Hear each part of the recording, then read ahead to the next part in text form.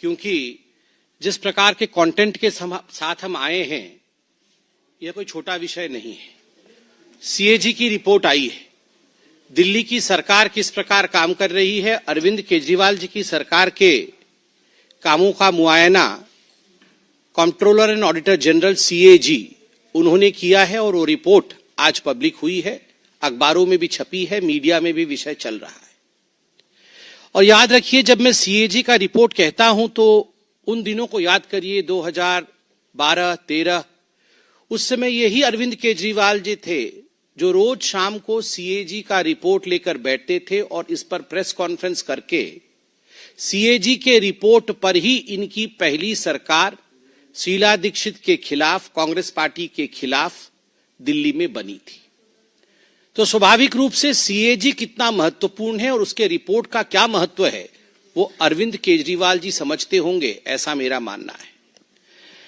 सबसे पहले तो अनेकों विषयों पर सीएजी ने फोकस किया है, मगर सबसे महत्वपूर्ण विषय शीश महल है, उनका खुद का घर है।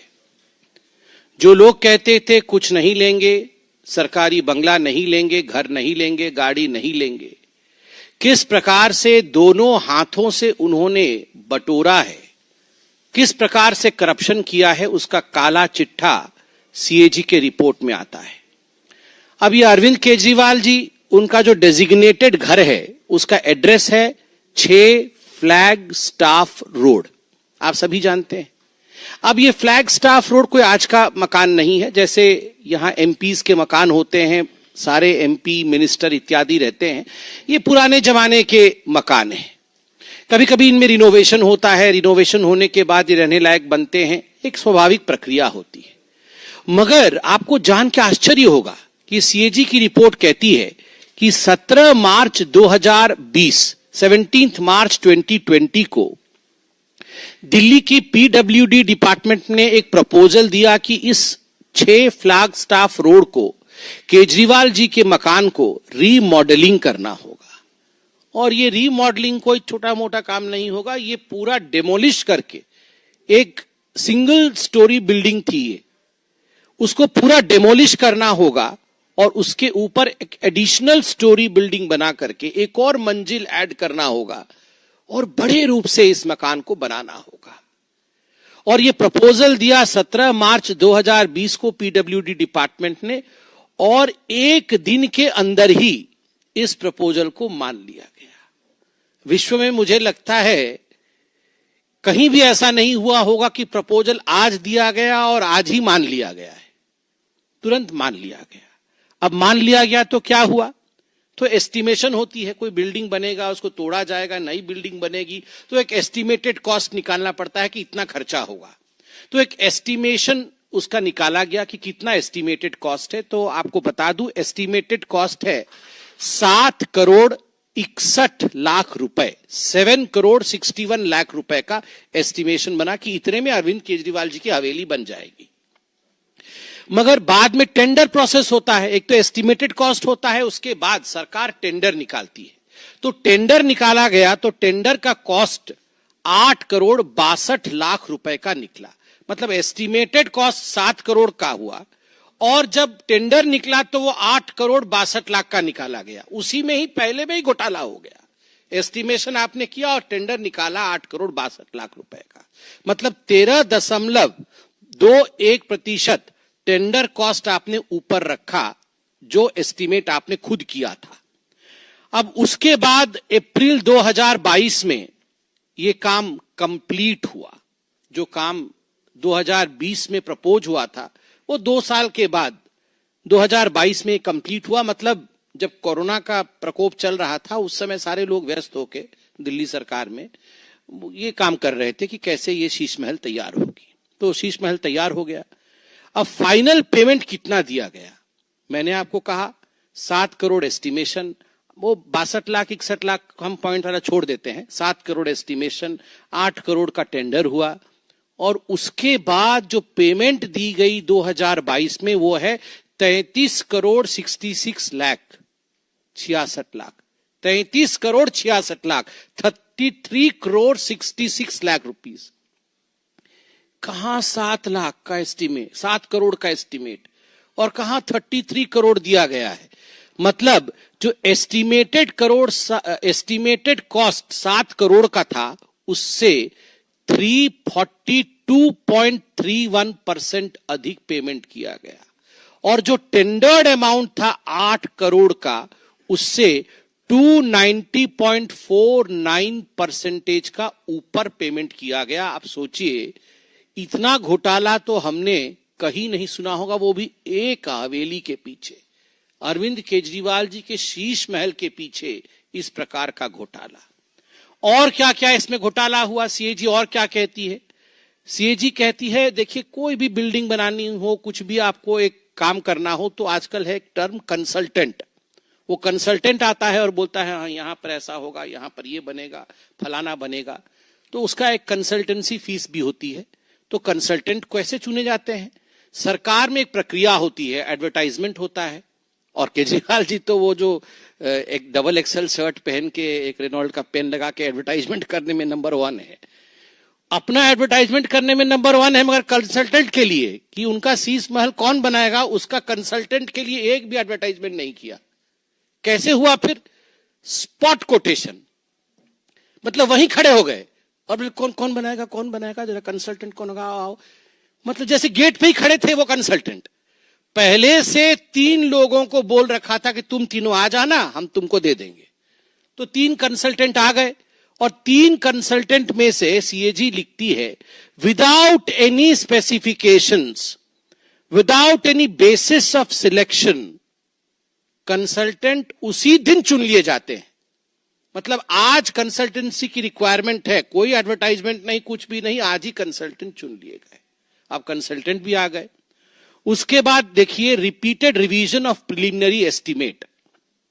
अब कोई भी घर बनता है, मकान बनता है, रोड बनता है, कुछ भी बनता है, तो एक प्रिलिमिनरी एस्टीमेट होता है कि हाँ ये जो है, ये ग्लास का ढकने वाला सामान है, ये कितने का आएगा, ये 20 रुपए का या 25 रुपए का आएगा। अब उसमें क्या हुआ, ये 20-25 रुपए का, चलिए ये 20 का 25 हो सकता है, 25 का 30 हो सकता है, अब 30 का 200 रुपए तो नहीं हो सकता ना। तो ये रिपीटेड एस्टीमेट, हर तीसरे चौथे दिन इनका एस्टीमेट बदलता गया, जो इन्होंने एस्टीमेट दिया था। और उसके पीछे सीएजी कहती है, no justification for payment to the consultants and PWD increased buildup area. सबसे पहले तो एस्टीमेट होता है कि घर का हम कितने एरिया में घर बनाएंगे। हम सब जानते हैं कि इतने स्क्वायर मीटर में हम घर बनाएंगे, कि इतने स्क्वायर फुट में हम घर बनाएंगे। तो पहले एस्टीमेट हुआ था, प्रिलिमिनरी एस्टीमेट हुआ था कि बिल्डअप एरिया रहेगा 1397 स्क्वायर फुट का। 1397 स्क्वायर फुट में हम बिल्डअप एरिया रखेंगे। इसी के आधार पर सारा टेंडर इत्यादि हो गया, और रातों रात एक दिन बदल दिया उन्हें बदल करके कर दिया कि 1905 स्क्वायर फीट, मतलब 36% बढ़ा दिया एस्टीमेट कि 1905 स्क्वायर फीट में। क्योंकि अब शहंशाह क्या रहेंगे 1300 स्क्वायर मीटर में, शहंशाह के थोड़ा बड़ा होना चाहिए। तो उन्होंने कहा कि 1900 स्क्वायर फीट में केजरीवाल जी अब रहेंगे, और ये अपने आप ही कर दिया, कोई एडवर्टाइजमेंट नहीं, कुछ परमिशन नहीं, अपने आप ही 1905 स्क्वायर फीट कर दिया। उसके बाद इन्होंने जो एप्लीकेबल स्पेसिफिकेशंस होता है, हर चीज का एक स्पेसिफिकेशन होता है कि टूटी होगा तो इस प्रकार का होगा, उसके डोर नॉब्स होंगे तो इस प्रकार के होंगे, टोटो तो बाद में, टॉयलेट होगा तो इस प्रकार का होगा, इस सब की स्पेसिफिकेशन होती है। इस सब स्पेसिफिकेशन का इन्होंने अल्टरेशन किया, सबको बाद में बदला, बाद में पहले कुछ और लिखा, बाद में उसमें ऐड कर दिया और स्पेसिफिकेशन को बदल दिया, जिससे कि पीडब्ल्यूडी को अपने प्रिलिमिनरी एस्टीमेट को 4 बार बदलना पड़ा, 4 बार बदलना पड़ा। और एक जगह तो ऐसे हुआ, देखिए पेमेंट कैसे होता है, आपको ये खरीदना है तो पहले आप एस्टीमेट बनाएंगे, एस्टीमेट बनाने के बाद अप्रूवल आएगा कि हाँ हम ये खरीदेंगे, फिर आप जाके मार्केट में ये खरीद के लेके आएंगे, 25% का ये खरीद के आप लेके आए। मगर पहले मैं खरीद के ले आऊंगा 300 रुपए का, और पेमेंट बाद में होगी कि ठीक है 300 का खरीद दिया, दे दो। सीएजी यहां पर कहती है कि यहां पर एडमिनिस्ट्रेटिव अप्रूवल और एक्सपेंडिचर सैंक्शन, कि आप खर्चा करिए, एडमिनिस्ट्रेटिव अप्रूवल है, ये 9.34 करोड़ रुपए का काम होने के 2 महीने बाद मिला। काम हो गया, जो चीज बाजार से खरीदना था, बल्कि नहीं खरीदना था, वो हायर क्वालिटी चीज खरीद के लगा दी गई केजरीवाल जी के टेस्ट के मुताबिक, और उसके 2 महीने के बाद एडमिनिस्ट्रेटिव अप्रूवल आया। हाँ, ठीक ठीक खरीदा है आपने और एक्सपेंडिचर आप कर सकते थे। अरे पहले एक्सपेंडिचर अप्रूवल होता है, पहले एडमिनिस्ट्रेटिव अप्रूवल होती है, उसके बाद वो खरीदी जाती है। मगर मनमानी तरीके से भ्रष्टाचार के रूप में यहां काम अरविंद केजरीवाल जी ने किया। अब सीएजी टेंडरिंग प्रोसेस के ऊपर क्वेश्चन उठाती है। Arbitrary short listing of the bidder, arbitrary, अपने मन मुताबिक बिडर का इन्होंने शॉर्ट लिस्टिंग किया।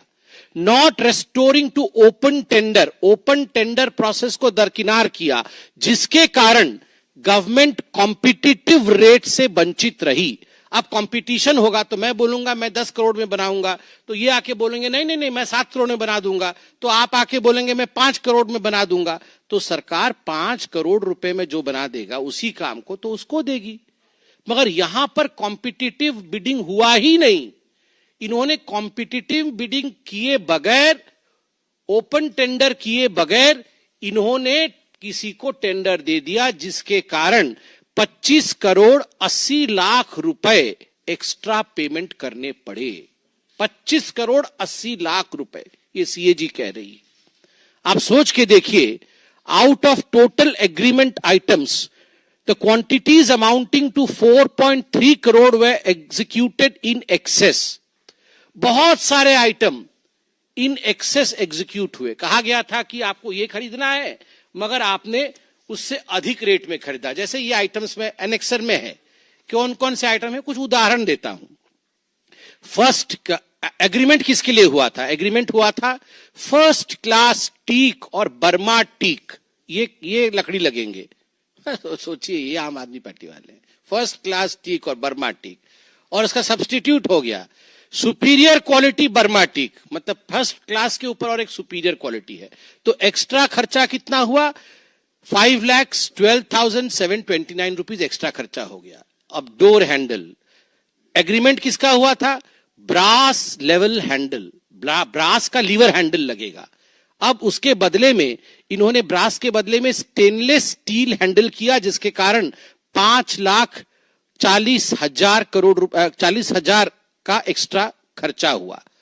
और ठीक उसी प्रकार विट्रिफाइड फ्लोर टाइल, उसके बदले में इटालियन मार्बल स्टोन, इटली से आया इटालियन मार्बल, हाँ लाइन से, ठीक ठीक, इटालियन मार्बल स्टोन आया। तो इस पे अधिक खर्च हो गया 9,14,000 रुपए का। आप सोचिए।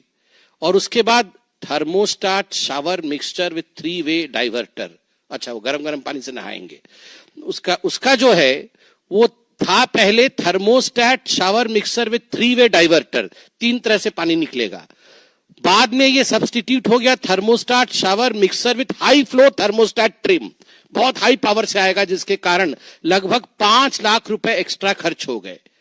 फिर ये था TOW रिसेस्ड LED लाइट्स, जिसके बदले में अब 12W, अच्छा ये 10 वाट का रिसेस लाइट था, अब ये 12 वाट की LED लाइट आ गई, जिसके कारण 45 लाख रुपए एक्स्ट्रा खर्च हो गए। 45 लाख रुपए।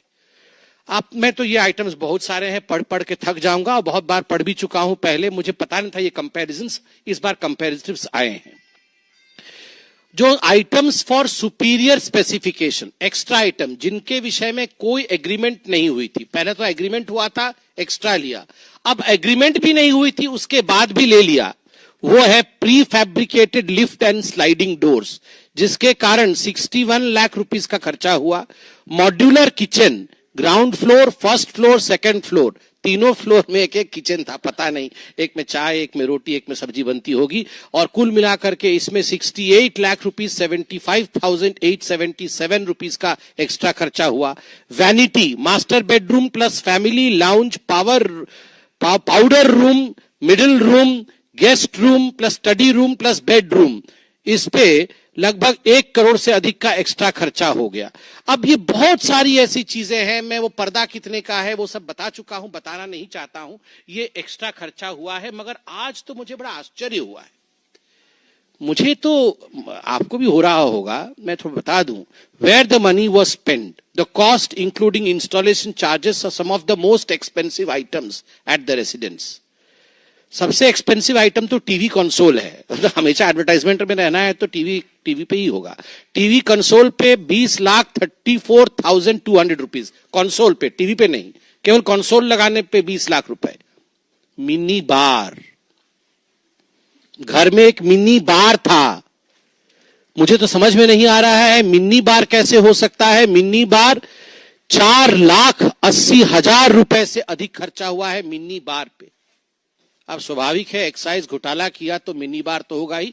ये व्यक्तिगत विषय है, घर में कौन बार रखता है नहीं रखता है, इस पे मुझे कमेंट नहीं करना है, मगर मिनी बार सरकारी खर्चे पर, यह चिंता का विषय है। 5 लाख रुपए अतिरिक्त खर्च करके घर पे mini bar, L shape sofa 6,40,000, treadmill and gym equipment 18,52,000 रुपए, kitchen equipment 40 lakh, kitchen equipment, kitchen का अलग था, किचन इक्विपमेंट 40,08,000 रुपए, सिल्क कारपेट, बाप रे बाप की तो क्वीन विक्टोरिया उस पर चलती थी, सिल्क कारपेट 16,27,690। ये सिल्क कारपेट क्या होता है? कारपेट तो हम देखे हैं, सिल्क कारपेट मतलब मैं समझ नहीं पा, हाँ सिल्क कारपेट, मतलब आप सोचिए डबल एक्सेल का शर्ट कहां से लाते हैं पता नहीं, खुद ही सिल लेते हैं। और वो जो पेन जो लगाते हैं, चप्पल, ये सब करके वो सिल्क कारपेट पे चल के मिनी बार रखे हुए हैं। मतलब ऐसा हमने व्यक्ति पूरे ब्रह्मांड में नहीं देखा होगा, कहीं भी नहीं, ना भूतो न भविष्यति। आप सोच के देखिए जरा, ऑस्कर भी छोटा पड़ जाएगा। Kitchen equipment, silk carpet, round dining table ऐसा वैसा नहीं, राउंड डाइनिंग टेबल 4,80,000 रुपए, अपहोल्स्टर्ड बेड, ये क्या होता है, 4 लाख रुपए का है, जो भी है वो अपहोल्स्टर्ड बेड, मतलब बहुत उसमें लगा होगा सुंदर सुंदर चीज। फॉक्स लेदर क्लैडिंग, ये पता नहीं कोई लेदर क्लैडिंग है, वो 6 लाख रुपए का है। मतलब आप बताइए क्या हो रहा है। ये सीएजी रिपोर्ट तो इतनी मोटी है, मैं पूरा पढ़ भी नहीं पाया हूं, मगर जो थोड़ा बहुत पढ़ा हूं मैं, उसी से मैं हैरान परेशान हूं। और इसके साथ साथ अरविंद केजरीवाल जी ने कहा कि देखिए मैं जो हूं बहुत काम करता हूं, इसलिए मुझे कैंप ऑफिस चाहिए, मेरे घर के अंदर एक कैंप ऑफिस होना चाहिए और स्टाफ ब्लॉक होना चाहिए। तो कैंप ऑफिस और स्टैंप ब्लॉक के लिए करोड़ों रुपए सैंक्शन हुए। और आपको जान के आश्चर्य होगा कि बाद में करोड़ों रुपए सैंक्शन भी हो गए, स्टाफ ब्लॉक कंस्ट्रक्शन नहीं हुआ, इसका कोई मेंशन नहीं है। और कैंप ऑफिस बीच में ही रोक दिया गया। अक्टूबर 2023 को जब ये रिपोर्ट छपी, उस समय कैंप ऑफिस बना ही नहीं था, कंप्लीट नहीं हुआ था, मगर अरविंद केजरीवाल जी के ऑफिस ने लिख के दिया कि ये कंप्लीटेड है। रिपोर्ट में 100% कंप्लीट लिखा गया है, मगर बना नहीं था, पेंडिंग था। और इसमें जो पेमेंट किया गया है कॉन्ट्रैक्टर को, वो कंप्लीट नहीं होने के बावजूद, एग्रीमेंट हुई थी 19.87 करोड़ का कैंप ऑफिस के लिए, बिना कंप्लीट किए 19.22 करोड़ रुपए कॉन्ट्रैक्टर को दे दिया गया है। कंप्लीट नहीं हुआ कैंप ऑफिस, कॉन्ट्रैक्टर को लगभग पूरा पेमेंट दे दिया गया।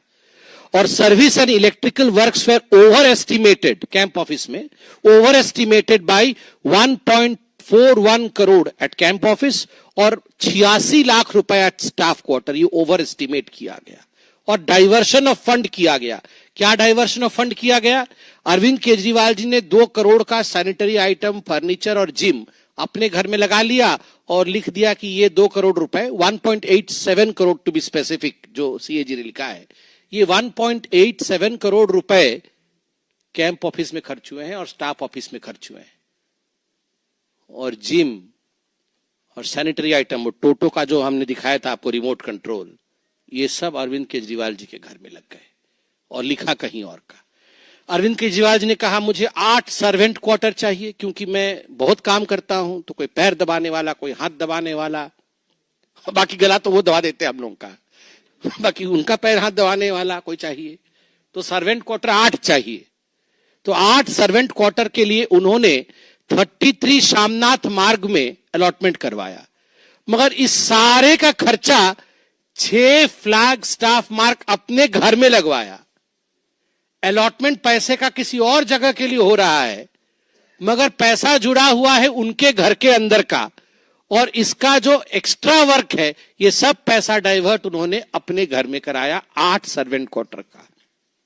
ठीक उसी प्रकार अंत में सीएजी कहती है कि डिविएशन इन एग्रीमेंट क्वांटिटीज, बहुत सारे ऐसे आइटम थे जिनमें डिविएशन होने के कारण लगभग 10 करोड़ रुपए एक्स्ट्रा पेमेंट करने पड़े हैं। ये सारा विषय आप जानते हैं, ये मोटा मोटी एक सीएजी का एनेक्सर है, मुझे लगता है आप सभी जानते होंगे, मगर उनके घर में जो बिल्डअप एरिया मैंने बताया 1905 स्क्वायर मीटर का था, जो कि लगभग 21,000 स्क्वायर फीट होता है। हम सब दिल्ली में रहते हैं तो हमको मालूम होना चाहिए, 21,000 स्क्वायर फीट बिल्डअप एरिया में केजरीवाल साहब रहते थे। 8 बेडरूम थे, 8, 1 2 3 4 5 6 7 8 बेडरूम थे, 3 मीटिंग रूम थे, किचन 2 थे बड़े बड़े, एक तो ऊपर भी था, और ड्राइंग रूम 2 थे, 12 टॉयलेट्स, एक फूल 2 माली, यहां 12 टॉयलेट्स, डाइनिंग रूम 1, टॉयलेट्स और टोटो आपको याद है, sofa set 14, table 28, chair 31, bed 3, mattress 3, curtains 12, wooden blind 6, carpets 4, flower vase, dining table, ये सब एक एक फ्लोर का है। ऐसे 3 फ्लोरों का यहां पर विस्तार से चर्चा किया गया है, और सारे विषय Bose ceiling speaker in all areas including kitchen, toilet, washing area and gym. मतलब बोस के सीलिंग, बोस के स्पीकर कितने महंगे होते हैं आपको पता है, टॉयलेट में भी बोस के स्पीकर लगे हुए थे, मतलब कहीं भी छूट ना जाए, म्यूजिक चलता रहे, इसलिए हर जगह लगा हुआ था। लार्ज शैंडलियर, मतलब ये जो बड़े बड़े झूमर होते हैं वो 12 थे, 12 में पूरा नहीं पढ़ रहा हूं, एक आध मैंने अंडरलाइन किया हुआ, ऐसे बहुत सारे हैं, आप सभी जानते हैं। अब केवल इतना ही नहीं कहा है, मैं अभी आपको खुलासा करूंगा सीएजी ने और क्या कहा है। ये एडवर्टाइजमेंट बाबा के लिए, ये अरविंद केजरीवाल का नाम एडवर्टाइजमेंट बाबा है आज से। आप देखिए सीएजी ने यहां टेबुलेशन करके दिखाया है कि कौन सा प्रोग्राम है, उस प्रोग्राम में कौन सा डिपार्टमेंट इन्वॉल्व है, उसके बाद उसका एडवर्टाइजमेंट कब से कब हुआ, एडवर्टाइजमेंट में कितना खर्चा हुआ, और उस प्रोग्राम में कितना खर्चा हुआ। मैं आपको पढ़ के 3 प्रोग्राम का नाम सुनाता हूं।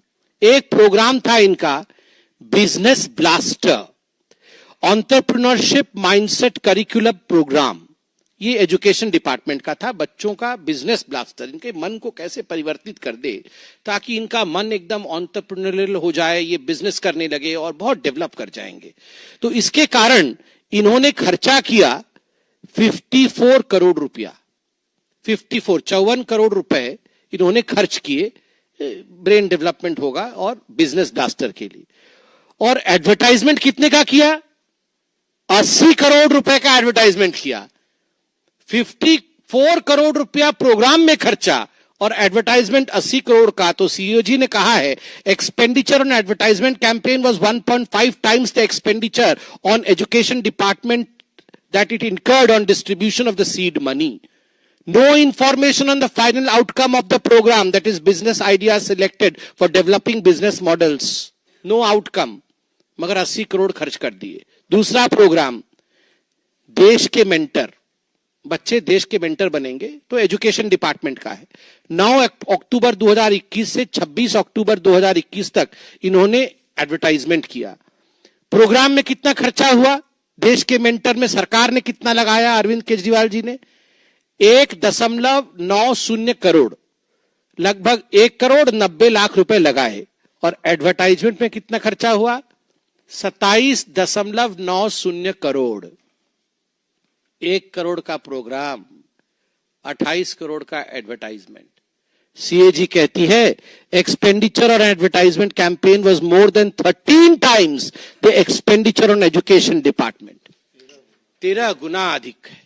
और तीसरा प्रोग्राम है, ये तो बहुत फेमस प्रोग्राम है जिसके बारे में अरविंद केजरीवाल कैसा कैसा भाषण देते थे, क्रॉप रेसिड्यू, पराली मैनेजमेंट, बोलते थे ना एकदम पराली का मैं ऐसा ब्रिक बनाऊंगा और मैं एक बार आ जाऊंगा तो कहीं पराली नहीं जलेगी, सब एकदम बढ़िया हो जाएगा, चंगा हो जाएगा।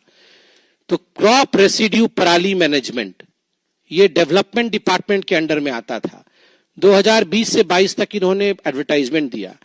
कुल मिलाकर के इस प्रोग्राम में खर्चा किया केजरीवाल जी ने 77 लाख रुपया, 77 लाख रुपया खर्च किया। और एडवर्टाइजमेंट कितने का किया? 24 करोड़ रुपए का एडवर्टाइजमेंट। 24 करोड़ रुपया का, और प्रोग्राम का वैल्यू है 77 lakh, 77 lakh. Expenditure on advertisement campaign was 31 times the expenditure of 77 lakh on development department incurred during 2020 to 2022 on procurement and spray of biodecomposer and allied materials. ये CAG कहती है। इस प्रकार बहुत सारे प्रोग्राम हैं, मैं इस डिटेल्स में नहीं जा रहा हूं, जिसमें केवल एडवर्टाइजमेंट के लिए अरविंद केजरीवाल जी ने 31 गुना, 13 गुना, 10 गुना अधिक खर्च किया कार्यक्रमों से। अपने मकान पे खर्च और अपने दुकान को बचाने के लिए खर्च, जनता के लिए कोई खर्च नहीं। यही अरविंद केजरीवाल जी की पार्टी की हकीकत है। दिल्ली की जनता देख रही है, सुन रही है। इसका जवाब दिल्ली की जनता चुनावों में जरूर देगी। वो कुछ भी करते रहे, हमारा तो अपना काम गिनाना है। और दोनों ही देखिए, चोर चोर तो मौसेरे भाई हैं, वो क्या आरोप गिनाएंगे? आप बताइए, कभी दो जो मौसेरे भाई हों वो एक दूसरे का आरोप गिना सकते हैं? ये जो अरविंद केजरीवाल 13 लोगों का लिस्ट लेके घूमते थे, उसमें सबसे नंबर 1 पे उन्होंने मनमोहन सिंह जी को रखा हुआ था कि सबसे करप्ट मनमोहन सिंह जी के नीचे सोनिया गांधी, 3rd नंबर पे लालू प्रसाद यादव, 4th नंबर पे आप याद करिए इन्हीं के नेता थे कांग्रेस पार्टी के। तो अब ये क्या आरोप खेलेंगे?